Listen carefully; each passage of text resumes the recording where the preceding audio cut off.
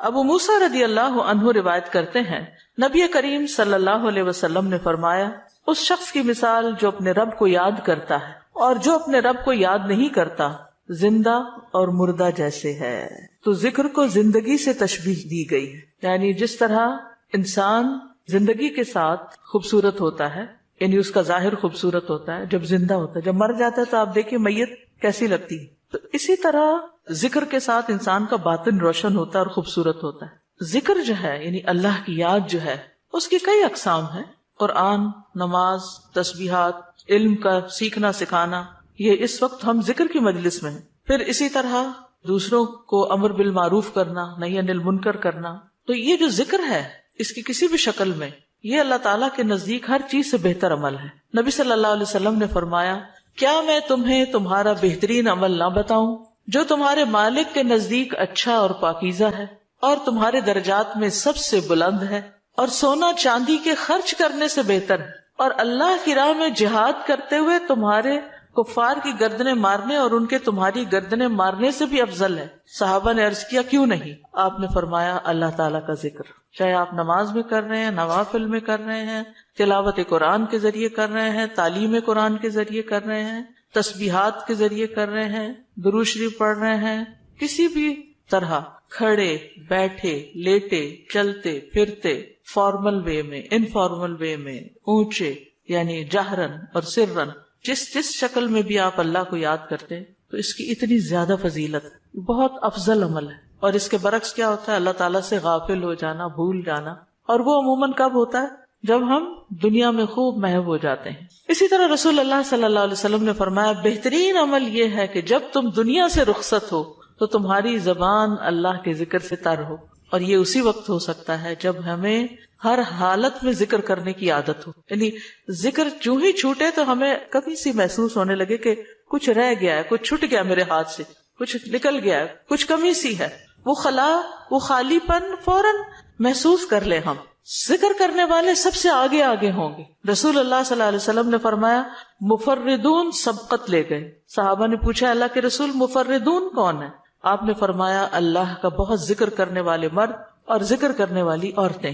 ذکر کی حالت میں مسلسل اللہ تعالیٰ کا ساتھ ملتا ہے، اللہ کا قرب نصیب ہوتا ہے. اللہ تعالیٰ فرماتے ہیں میں اپنے بندے کے ساتھ ہوں جب تک وہ مجھے یاد کرتا ہے اور میری یاد میں اپنے دونوں ہونٹ ہلاتا ہے. پھر شیطانی حملوں سے بچاؤ کا مضبوط قلعہ ہے. یحییٰ علیہ السلام نے بنی اسرائیل کو خطاب کیا اور اس میں ایک بات یہ کہی کہ بندہ جب تک اللہ کے ذکر میں مصروف رہتا ہے تو شیطان کے حملوں سے محفوظ ایک مضبوط قلعے میں ہوتا ہے، یعنی دشمن سے بچا ہوا ہوتا ہے. پھر جنت کے باغیچے ہیں ذکر کی مجلسیں، جیسے یہ مجلس ہے. رسول اللہ صلی اللہ علیہ وسلم نے فرمایا جب تم لوگ جنت کے باغوں کے پاس سے گزرو تو کچھ کھا پی لیا کرو. صحابہ نے پوچھا جنت کے باغوں سے کیا مراد ہے؟ آپ نے فرمایا مجالس ذکر، ذکر کی مجلسیں. قیامت کے دن سب سے زیادہ قابل رشک لوگ کون ہوں گے؟ جن کے چہروں کی سفیدی دیکھنے والوں کو ڈھانپ لے گی. وہ انبیاء و شہداء نہیں ہوں گے لیکن ان کے اللہ کے قریب ہونے کی وجہ سے انبیاء و شہداء ان پہ رشک کریں گے. عرض کیا کہ اللہ کے رسول یہ کون لوگ ہوں گے جن پہ انبیاء و شہداء رشک کریں گے؟ فرمایا یہ مختلف قبیلوں کا مجموعہ ہے، مختلف قبیلوں مختلف بیک گراؤنڈ سے آئے ہوئے لوگ ہیں جو اللہ کے ذکر پہ جمع ہوتے ہیں اور عمدہ کلام کو اس طرح چن چن کر لیتے ہیں جیسے کھجور کھانے والا عمدہ کھجوریں چن چن کے لیتا ہے. تو مجھے اس حدیث کو پڑھتے ہوئے آپ لوگوں کا خیال آتا ہے کہ علم کی مجلس میں سے جو اہم اہم نکتے ہیں وہ آپ اپنے پاس محفوظ کرتے جاتے ہیں. کچھ باتیں دل میں یاد ہیں اور کچھ قلم سے یعنی نوٹ بک میں نوٹ کرتے جا رہے ہیں. تو ایسی مجلسیں جو ہیں وہ انسان کے لیے ایک بہت بڑی نعمت ہے. پھر ذکر نہ کرنا باعث حسرت ہے. یاد رکھیے جب میں ذکر کا لفظ بولتی ہوں نا تو ذکر کی ساری اقسام ذہن میں لایا کریں، کیونکہ ہمارے ہاں ذکر صرف اللہ ہو کرنے کا نام بن گیا ہے. ذکر کی مجلس کیا ہے؟ جس میں سارے لوگ بیٹھ کے اندھیرا کر دیں اور پھر وہ اس انداز میں ذکر کریں کہ سارے ایک نعرے کی شکل میں اور مل کے کوئی آوازیں بلند کریں. صحابہ سے ایسے کوئی طریقے منقول نہیں ہیں. وہاں صحابہ کرام نبی صلی اللہ علیہ وسلم کی مجالس میں جو بیٹھ کے علم حاصل کرتے تھے اس کو بھی ذکر کی مجلس سمجھتے تھے اور ویسے بھی اکٹھے بیٹھ کر اللہ کو یاد کرتے تھے. جیسے مسجد نبی میں ایک دفعہ آپ تشریف لے گئے، 2 جماعتیں تھی، کچھ علم سکھا رہے تھے اور کچھ بیٹھ کے ویسے ہی تسبیحات پڑھ رہے تھے اپنی اپنی. تو آپ علم والوں کے پاس گئے تو یہ بھی ذکر کی مجلس ہوتی ہے، یعنی علم کا سیکھنا سکھانا، اور بیٹھ کے تسبیح پڑھتے رہنا، ذکر کرتے رہنا، جیسے آپ حرم میں بیٹھ کے کرتے ہیں، کسی مسجد میں بیٹھے ہوتے ہیں، اس کے لیے ضروری نہیں ہوتا کہ کوئی تسبیحات کرنے کے لیے باقاعدہ لوگوں کو دعوت دے کر کوئی ایسے حلقے اکٹھے کیے جائیں۔ ذکر نہ کرنا باعث حسرت ہے۔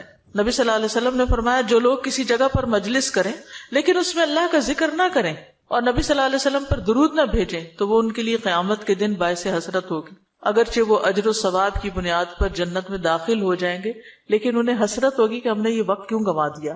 ذکر نہ کرنے والے بدترین مخلوق ہیں، بد نصیب لوگ ہیں۔ عمر ابن ابسہ سے روایت ہے، رسول اللہ صلی اللہ علیہ وسلم نے فرمایا جب بھی سورج چڑھتا ہے اللہ عز و جل کی ہر ایک مخلوق اللہ عز و جل کی تسبیح اور حمد و ثنا بیان کرتی، یعنی صبح ہوتے ہی ساری مخلوق ذکر میں لگ جاتی، لیکن شیطان اور اولاد آدم میں سے آتا قسم کے لوگ ذکر نہیں کرتے۔ تو میں نے بنی آدم میں آتا قسم کے لوگوں کے بارے میں سوال کیا، آپ نے فرمایا بدترین مخلوق، یا فرمایا اللہ کی مخلوق میں سے بدترین لوگ، یعنی آسمان و زمین، سورج چاند ستارے، درخت شجر حجر، ہر چیز ذکر میں مشغول ہے سوائے ان لوگوں کے جو سو کے وقت گزار رہے ہیں یا غفلت میں پڑے ہوئے ہیں۔ حدیث نمبر 42، دو محبوب کلمات۔ عن ابی ہریرہ رضی اللہ عنہ قال قال النبی صلی اللہ علیہ وسلم کلمتان حبیبتان الی الرحمن خفیفتان علی اللسان ثقیلتان فی المیزان سبحان اللہ وبحمدہ سبحان اللہ العظیم۔ کتاب التوحید۔ ابو ہریرہ رضی اللہ عنہ روایت کرتے ہیں نبی کریم صلی اللہ علیہ وسلم نے فرمایا دو کلمے رحمان کو بہت محبوب ہیں، زبان پر بہت ہلکے ہیں لیکن قیامت کے دن ترازو میں بہت بھاری ہوں گے۔ سبحان اللہ و بحمدہ سبحان اللہ العظیم۔ اللہ اپنی حمد کے ساتھ پاک ہے، اللہ پاک ہے جو بہت عظمت والا ہے۔ تو جیسے ہم جانتے ہیں کہ نفلی عبادت میں افضل عمل اللہ کا ذکر ہے، تو یہاں پر اس ذکر کی خاص شکل بتائی گئی کہ اللہ تعالیٰ کی حمد و ثنا اور پاکی بیان کرنا۔ سبحانہ کا مطلب کیا ہوتا ہے؟ کہ وہ پاک ہے۔ تو جس کلام میں، جس ذکر میں اللہ تعالیٰ کی پاکی بیان کی جائے، تسبیح بیان کی جائے اور حمد و ثنا بیان کی جائے، وہ اللہ تعالیٰ کا چنا ہوا کلام ہے۔ رسول اللہ صلی اللہ علیہ وسلم سے سوال کیا گیا کون سا کلام افضل ہے؟ آپ نے فرمایا جو اللہ نے اپنے فرشتوں اور بندوں کے لیے چنا۔ کیا فرمایا؟ جو اللہ نے اپنے فرشتوں اور اپنے بندوں کے لیے چنا۔ سبحان اللہ و بحمدہ، ٹھیک ہے، سبحان اللہ و بحمدہ۔ یہ تمام مخلوق کی نماز ہے، تمام مخلوق کی نماز ہے۔ نوح علیہ السلام کی وفات کا وقت جب آیا تو انہوں نے اپنے بیٹے سے فرمایا کہ میں تمہیں ایک وصیت کر رہا ہوں، دو باتوں کو کرنے کا حکم دیتا ہوں، دو باتوں سے روکتا ہوں۔ اور دو کرنے کے جو کام بتائے اس میں سے ایک لا الہ الا اللہ کا اقرار، کہ اگر ساتوں آسمان اور ساتوں زمینوں کو ترازو کے ایک پلڑے میں رکھ دیا جائے اور لا الہ الا اللہ کو دوسرے پلڑے میں، تو لا الہ الا اللہ والا پلڑا جھک جائے گا، اور اگر ساتوں آسمان اور ساتوں زمینیں ایک بند کڑے کی شکل اختیار کر لیں تو لا الہ الا اللہ اس کو بھی توڑ دے گا۔ اتنی طاقت ہے اس کلام کے اندر۔ اور دوسرا یہ کہ سبحان اللہ و بحمدہ کا ورد کرتے رہنا، کیونکہ یہ ہر چیز کی نماز ہے اور اس کے ذریعے مخلوق کو رزق ملتا ہے۔ اور میں تمہیں شرک اور تکبر سے منع کرتا ہوں، یہ دو منع کرنے والی چیز۔ اسی طرح ان کلمات کو اگر کوئی 100 دفعہ دن میں پڑھے تو اس کے گناہ مٹ جاتے ہیں، گناہ جھڑ جاتے ہیں، چاہے سمندر کی جھاگ کے برابر ہی کیوں نہ ہو۔ پھر اسی طرح ایک اور حدیث میں آتا ہے سنن ترمذی کی، جو شخص سبحان اللہ العظیم و بحمدہ کہتا ہے اس کے لیے جنت میں کھجور کا ایک درخت لگا دیا جاتا ہے، صرف ایک دفعہ کہنے سے۔ کہہ لیجئے سبحان اللہ العظیم و بحمدہ۔ اللہ کے راستے میں سونا خرچ کرنے سے بہتر ہے۔ رسول اللہ صلی اللہ علیہ وسلم نے فرمایا جو رات سے خوف کھائے، اکیلا ہونے کی وجہ سے یا ویسے اس کو اندھیرے کا فوبیا ہو، کہ جو رات سے خوف کھائے کہ وہ اس کو پریشان کرے گی، یا مال خرچ کرنے سے بخل کرے کہ دینے کو دل نہ چاہے، یا دشمن سے مقابلہ کرنے سے ڈرے، تو وہ اس قول کی کثرت کر دے سبحان اللہ و بحمدہ، سبحان اللہ و بحمدہ، کیونکہ یہ اللہ کے نزدیک سونے کا پہاڑ اللہ کے راستے میں خرچ کرنے سے زیادہ محبوب ہے۔ ہم میں سے کس کی وسعت ہے کہ سونے کا پہاڑ اللہ کے راستے میں خرچ کرے؟ نہیں کر سکتے، تو اس لیے اس کلمے کو ہی زیادہ سے زیادہ پڑھ لینا چاہیے۔ اسی طرح سبحان اللہ، لا الہ الا اللہ، الحمدللہ، یہ کلمات عرش کے ارد گرد چکر لگاتے ہیں اور ان کی بھنبھناہٹ ہوتی، شہد کی مکھیوں کی بھنبھناہٹ کی طرح، اور وہ اپنے ذکر کرنے والے کی اللہ کے ہاں یاد دلاتے ہیں۔ تو آپ نے فرمایا کیا تم میں سے کوئی یہ پسند نہیں کرتا کہ اس کے لیے کوئی ایسا ہو جو ہمیشہ اللہ کے ہاں اس کی یاد دلائی جاتے رہے، یعنی کوئی ایسا طریقہ ہو کہ ہمیشہ عرش کے ارد گرد آپ کا ذکر ہوتا رہے. قیامت کے دن بھی یہ انسان کا بچاؤ کریں گے، یعنی جہنم سے بچانے کے لیے سبحان اللہ والحمد للہ ولا الہ الا اللہ واللہ اکبر. پھر اہل جنت کا ذکر کیا ہوگا؟ ان کے سانس کے ساتھ ان کو تسبیح و تحمید سکھا دی جائے گی کہ بولنا بھی نہیں پڑے گا، سانس لیں گے اور سانس کے ساتھ اللہ کا ذکر جاری ہو جائے گا. یہ جو احادیث نے بیان کی، یہ آپ کے پاس کارڈ ہونا چاہیے تسبیحات کی فضیلت والا، اس میں لکھی ہوئی ہیں، دوسروں کے ساتھ بھی شیئر کریں اور خاص طور پہ بچوں کو ذکر کرنا سکھائیں. ان کے اندر بھی ایک کامنس آتی، ایک سکینت آتی ہے. ہم بعض اوقات یہ سوچتے ہیں یہ تو بچے ہی ہیں، ابتدائی عمر سے، چھوٹی عمر سے کہ چلو یہ پڑھو، انگلیوں پہ گنتے ہیں، اچھا تم نے کتنی دفعہ پڑھ لی، کتنے جنت میں درخت لگائے، تو آہستہ آہستہ ان کو عادت ہو جاتی. پھر ذکر کی ایک قسم اللہ کے نام پڑھنا، اللہ کے نام یاد کرنا. عن ابی ہریرہ ان رسول اللہ صلی اللہ علیہ وسلم قال ان للہ 99 اسما 100 الا واحدا من احصاها دخل الجنہ. کتاب التوحید. ابو ہریرہ رضی اللہ عنہ سے روایت ہے کہ رسول اللہ صلی اللہ علیہ وسلم نے فرمایا، بے شک اللہ کے 99 نام ہیں، 99، ایک کم 100. جو شخص ان سب کو محفوظ رکھے گا، یاد کر لے گا، وہ جنت میں داخل ہوگا. من احصاها، تو احصاء سے مراد ان کو گننا، ان کے معنی پہچاننا، ان کے تقاضے کے مطابق عمل کرنا. خالی لکھ کے یا جمع کر کے یاد کر لیا جائے اور مطلب ہی نہ پتا ہو اور اس کے مطابق عمل نہ ہو تو پھر یہ وعدہ نہیں پورا ہوتا. احصاء میں ہر چیز کا جمع ہو جانا ہے، یعنی اللہ تعالیٰ کے ناموں کی حدود کی حفاظت کرنا، ان کو پہچاننا، ان کا معنی جاننا، ان کی فضیلت جاننا، کہاں پڑھنا ہے. امام ابن قیم کہتے ہیں کہ اللہ کے اسماء کو گن کر محفوظ کرنے کے کچھ مراتب ہیں.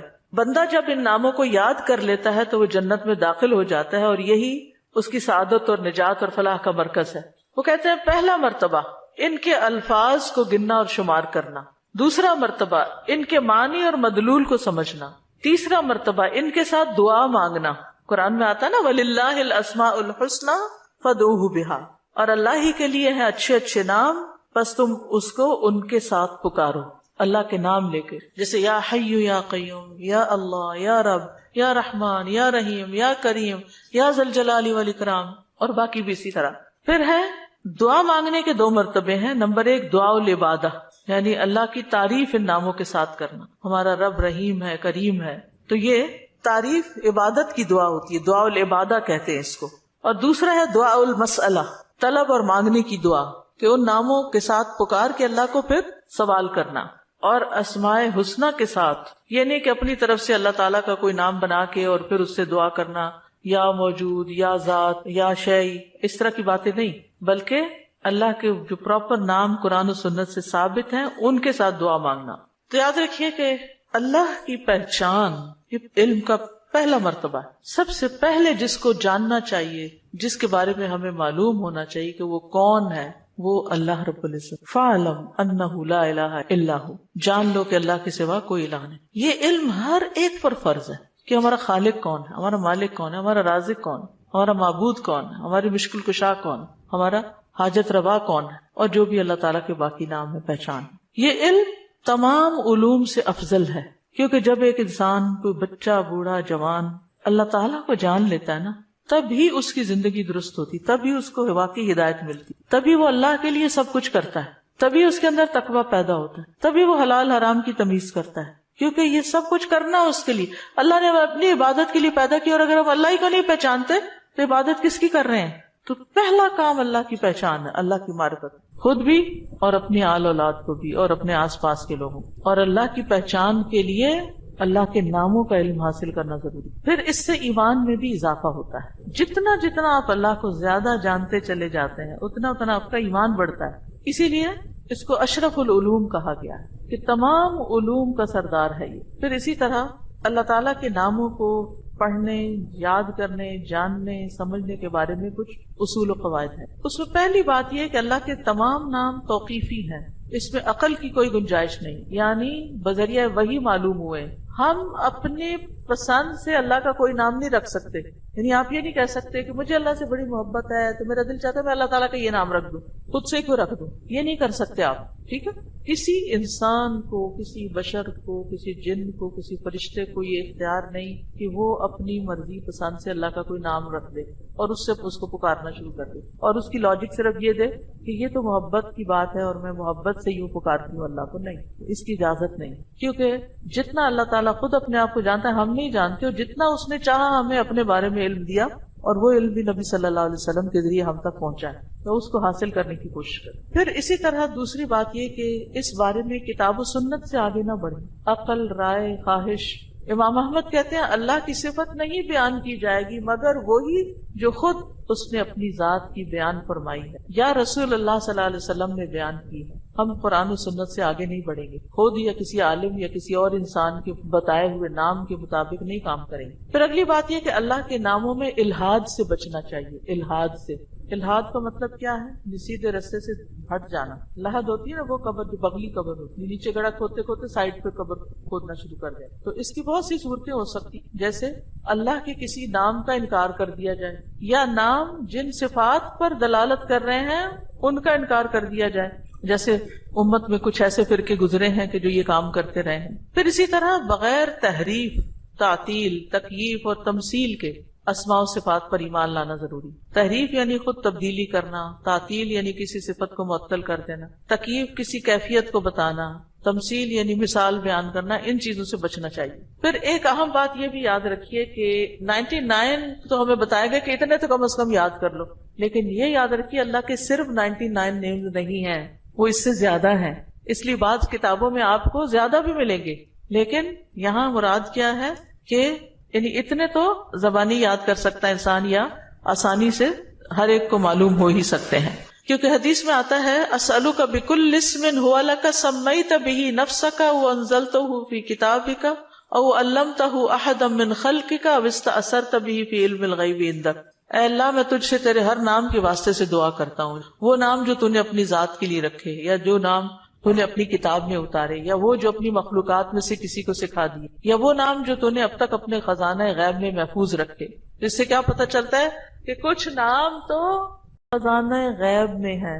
اور جیسے حدیث شفاعت میں آتا ہے نا کہ نبی صلی اللہ علیہ وسلم کو اللہ تعالیٰ قیامت کے دن اپنی حمد و ثنا بیان کرنے کی تعریف کرنے کے لیے وہ کچھ سکھائیں گے جو اس سے پہلے نہیں سکھائی ہوگی وہ تعریف, تو اس کے ذریعے نبی صلی اللہ علیہ وسلم اللہ کی تعریف بیان کریں گے. یعنی وہ علم ابھی تک نبی صلی اللہ علیہ وسلم کے پاس بھی نہیں, وہ قیامت کے دن دیا جائے گا, جس کی بنا پر آپ اللہ تعالیٰ کی تعریف کریں گے, پھر دعا کریں گے, اور پھر آپ کو شفاعت کا اذن دیا جائے گا, جو شفاعت کبریٰ کی حدیث آتی ہے. الہدیٰ نے اللہ تعالیٰ کے ناموں کا ایک کارڈ ریوائز کر کے چھاپا تھا, جس میں قرآن اور سنت کی دلیل سے وہ نام دیے گئے ہیں, اور باقی جو تاج کمپنی کے چھپے ہوئے نام, ان میں کچھ نام ایسے ہیں جو اللہ کے نام نہیں ہیں, وہ اللہ تعالیٰ کے افعال ہیں جن سے لوگوں نے خود نام بنا لیے. جیسے المذل اللہ کا نام نہیں ہے, یہ اللہ کا نام نہیں ہے, لیکن ذلت دینے والا اللہ ہے, تو ذل من تشاء, تو اس سے لوگوں نے نام اسم فائل کر کے تو مذل بنا لیا. تو یہ نام نکال دینے چاہیے, ٹھیک ہے, کیونکہ یہ قرآن و سنت سے نہیں ملتے. تو کچھ اللہ تعالیٰ کے نام ہیں, صفات ہیں, اور کچھ افعال بھی ہیں کہ اللہ تعالیٰ کیا کیا کرتا ہے. تو قرآن سے ہمیں وہ بھی پتہ چلتا ہے کہ اللہ تعالیٰ کیا کرتا ہے, اسے زندگی دیتا ہے, موت دیتا ہے, رزق دیتا ہے, وغیرہ وغیرہ. حدیث نمبر 44, پورے یقین کے ساتھ دعا کرنا. دعا بھی ذکری کی ایک قسم ہے. ان انس قال قال رسول اللہ صلی اللہ علیہ وسلم اذا دعوتم اللہ فاعزموا فی الدعاء ولا یقولن احدکم ان شئت فاعتنی فان اللہ لا مستکرہ لہ. انس رضی اللہ عنہ روایت کرتے ہیں کہ رسول اللہ صلی اللہ علیہ وسلم نے فرمایا, جب تم اللہ کو پکارو تو پکارنے میں عزم رکھو, یعنی اچھی طرح پکارو, اور تم میں سے ہرگز کوئی یوں نہ کہے کہ اگر تو مجھے چاہے تو عطا کر دے, چاہے تو نہ کرے. یعنی لکھا ہوا نہیں یہاں, لیکن مطلب یہی بنتا ہے, کیونکہ اللہ کو کوئی بھی مجبور نہیں کر سکتا. ٹھیک ہے, تو یہاں دعا مانگنے کا ادب سکھایا گیا ہے کہ دعا پورے یقین کے ساتھ مانگنی چاہیے. یا اللہ تو دے سکتا ہے, تو مجھے عطا کر. یہ نہ کہے تو چاہے تو عطا کر, وہ تو دینے پہ قادر ہے, اس سے پورے یقین اور عزم کے ساتھ دعا کریں. اسی طرح دعا مانگنے کے کچھ اور آداب بھی ہیں. مسئلہ یہ کہ غافل دل سے دعا نہ کریں, کیونکہ اللہ تعالیٰ بے پرواہ دل کی دعا قبول نہیں کرتا. پھر یقین سے دعا کریں کہ قبولیت کا یقین ہو کہ نہیں اللہ تعالیٰ سنتا ہے, یہ نہیں اب پتہ نہیں سنے گا کہ نہیں، بہت مانگی ہے ابھی تک تو ہماری بات نہیں مانی گئی، پتہ نہیں آگے کیا ہوگا، میری تو سنتا ہی نہیں، نعوذ باللہ ایسی باتیں نہیں کرنی چاہیے. آپ کہ اللہ آپ کے تو بس میں ہے سب کچھ، آپ تو سب کچھ کر سکتے ہیں. پھر اسی طرح بغیر ہچکچاہٹ کے رب سے دعا کرنی چاہیے. کس سے؟ بغیر ہچکچاہٹ کے، پورے یقین سے. نبی صلی اللہ علیہ وسلم نے فرمایا جب تم میں سے کوئی آدمی اللہ کے سامنے اپنی خواہش کا اظہار کرے تو وہ زیادہ سے زیادہ مانگے، کیونکہ وہ اپنے رب سے مانگ رہا ہوتا ہے عز و جل سے، وہ سب کچھ کر سکتا ہے. پھر خشوع و خضوع اور عاجزی سے مانگے. ادعوا ربکم تضرعا وخفیا انہ لا يحب المعتدین. پھر گریہ و زاری، رو دھو کے مانگے. آپ دیکھیں کس طرح بچے جب انہیں کوئی چیز چاہیے ہوتی ہے تو بلا وجہ بھی رونا شروع کر دیتے ہیں. تکرار اور اصرار سے دعا کریں. نبی صلی اللہ علیہ وسلم بعض اوقات 3 بار ایک دعا دہراتے تھے. آپ نے فرمایا جس شخص نے 3 بار اللہ سے جنت مانگی تو جنت کہتی ہے اللہ اسے جنت میں داخل کر دے، اور جو شخص 3 مرتبہ آگ سے پناہ مانگے تو دوزخ کہتی ہے اللہ اس کو آگ سے پناہ دے دے. پھر دعا میں جلد بازی نہ کرے. تو بندہ جب تک جلد بازی نہ کرے دعا قبول کی جاتی رہتی. یعنی جلد بازی کیا ہے کہ مایوس ہو کے انسان تھک جائے اور دعا مانگنا چھوڑ دے، یہ نہیں ہونا چاہیے. جی استاذہ، جو اللہ تعالیٰ کے جو نام ہیں اور جو ان کے صفات ہیں یہ ریلیٹ کرتے ہیں نا آپس میں؟ اس کی ساری صفات اس کے ناموں میں، یعنی ناموں میں ہی اس کی صفات. یعنی ذکر کی ایک قسم جو ہے نا غور و فکر بھی ہے کائنات میں، اور اس کے ذریعے اللہ کو یاد کرنا. کیونکہ جتنی تقصیر ہم کرتے ہیں کمی کوتاہی دعا میں، وہ اسی وجہ سے کرتے ہیں کہ ہمیں اللہ کی پہچان نہیں ہوتی. آپ دیکھیے جب ہمیں لوگوں کی پہچان ہوتی ہے نا کہ کون کتنا سخی ہے تو ہمیں اس سے اسی کے مطابق توقع ہوتی. امی سے عیدی اتنی ملے گی اور ابا سے اتنی ملے گی، کیونکہ ہم دونوں کا مزاج پہچانتے ہیں کہ کون کتنا دیتا ہے. اسی طرح خالہ مامی دادی سب کا پتہ ہوتا ہے کہ کون کیا کرتا ہے. تو اگر انسانوں کا تھوڑا بہت ہمیں پتا ہوتا ہے اور اس کے مطابق ہی ہماری ایکسپیکٹیشن ہوتی ہے، تو جس کو اللہ کا پتا چل جائے کہ وہ کیا عظیم ہستی ہے، پھر اس کی دعا کی ایکسپیکٹیشن کتنی بڑی ہوگی کہ وہ کیا کچھ نہیں دے سکتا اور کیا کچھ اس سے مانگنا چاہیے.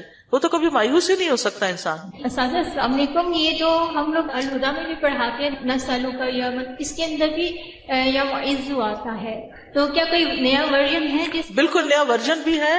کارڈز لے لیجئے اور نئے ورژن کی ریکارڈنگ بھی ہم نے کروا لی ہوئی ہے.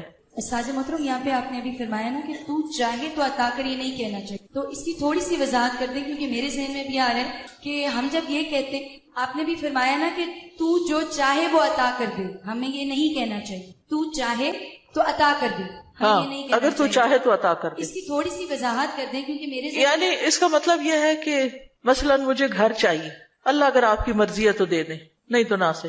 یہ نہیں کہنا چاہیے. بندوں کے ساتھ ہم ایسے معاملے کر رہے ہوتے ہیں نا، دینا تو دو نہیں تو نہ دو، تو اللہ کے ساتھ ایسے نہیں کرنا، یہ بے ادبی ہے. استاذہ یہ جو آپ نے کہا کہ جس کا آخری کلام لا الہ الا اللہ ہوگا تو وہ جنت میں جائے گا، جیسے ہماری آنٹی حالت نیزہ سے 2 دن پہلے ہم نے ان کو پڑھایا، انہوں نے ورد کیا، اس کے بعد وہ کومے میں چلے گئی، تو ان کے لیے ہم یہ امید رکھ سکتے ہیں کہ ان کا آخری کلام یہی ہے لا الہ الا اللہ؟ یعنی آخری بات جو کی وہ لا الہ الا اللہ تھی، چاہے اس کے بعد 1 دن بعد فوت ہوئے یا 2 دن بعد. اور ایک اور بات، بعض اوقات قومے میں ہوتے ہوئے بھی سن رہے ہو، اور کئی لوگوں کا یہ پتہ چلتا ہے کہ وہ آہستہ سے زبان بھی ہلا رہے ہو، اور کئی لوگوں کا یہ بھی میں نے سنا ہے، مطلب لوگوں کے ڈیتھ کے جو حالات واقعات سنتے ہیں کہ بے ہوشی تاری رہی اور فوت ہونے سے تھوڑی دیر پہلے آنکھیں بھی کھولی اور منہ بھی ہلایا اور پھر دوبارہ چلے گئے.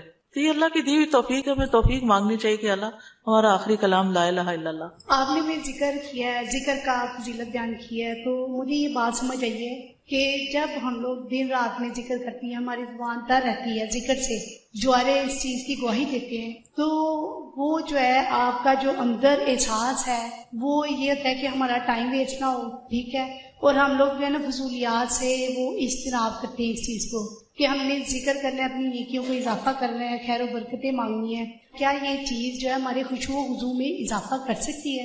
ذکر کے تو بہت سی برکات ہیں، اور اس میں سے یہ بھی ہے 2 چیزیں جو ہے نا ذکر میں بڑا فائدہ دیتی ہے. ایک ہے کہ ٹارگٹ ڈیلی سیٹ کرے، جیسے 100 دفعہ یہ سبحان اللہ و بحمدہ کہا گیا، یہ منیمم بیئر منیمم ہے کہ آپ یہ 100 دفعہ سورج نکلنے سے پہلے اور سورج غروب ہونے سے پہلے پڑھ لیں عصر کے بعد.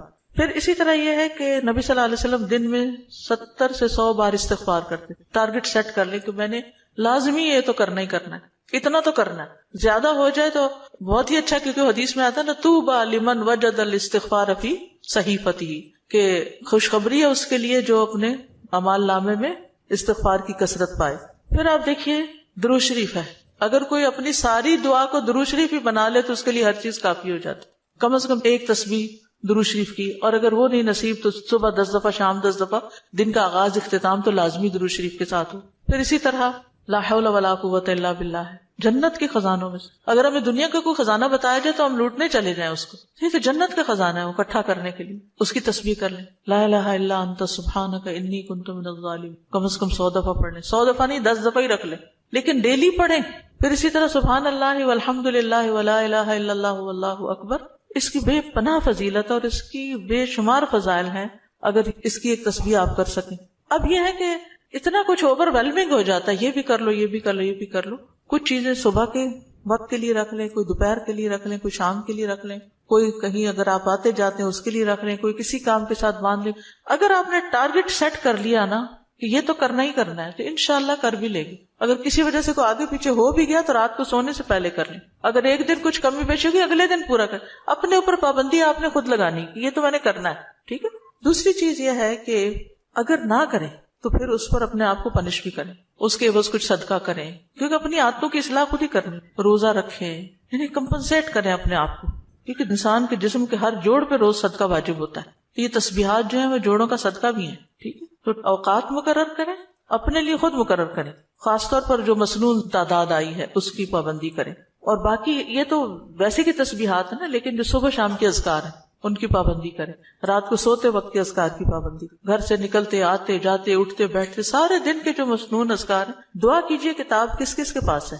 الحمدللہ سب کے پاس ہے. اس میں زندگی کے مختلف مواقع پر جو دعائیں کی جاتی، دعا جو وہ بذات خود ایک ذکر کی قسم، ٹھیک. فَإِذَا قَالَ سُبْحَانَكَ اللَّهُمَّ وَبِحَمْدِكَ وَأَثْنَى عَلَى اللَّهِ تَعَالَى بِمَا هُوَ أَهْلُهُ فقد خرج عن الغفلة التي هي حجاب أيضا بينه وبين الله تعالى وأتى بالتحية والثناء الذي يخاطب به الملك عند الدخول عليه تعظيما له وتمجيدا ومقدمة بين يدي حاجته فكان في هذا الثناء من أدب العبودية وتعظیم المعبود ما يستجلب به اقبالہ علیہ ورضاہ عنہ واسعافہ بحوائجہ. دعائے استفتاح. پھر جب وہ سبحانک اللہم و بحمدک یعنی پاک ہے تو اے اللہ اور سب تعریف تیرے ہی لیے ہے کہتا ہے اور اللہ تعالیٰ کی ثنا بیان کرتا ہے جو اس کی شان کے لائق ہے، تو وہ اس غفلت سے بھی باہر نکل آتا ہے جو اس کے اور اللہ تعالیٰ کے درمیان رکاوٹ تھی. وہ اس کی تعظیم اور بزرگی بیان کرنے کے لیے اپنی ضرورت سے پہلے بطور تمہید ایسا تحیہ اور تعریف بجا لائے گا جس طرح بادشاہ کے پاس داخل ہوتے وقت مخاطب کیا جاتا ہے.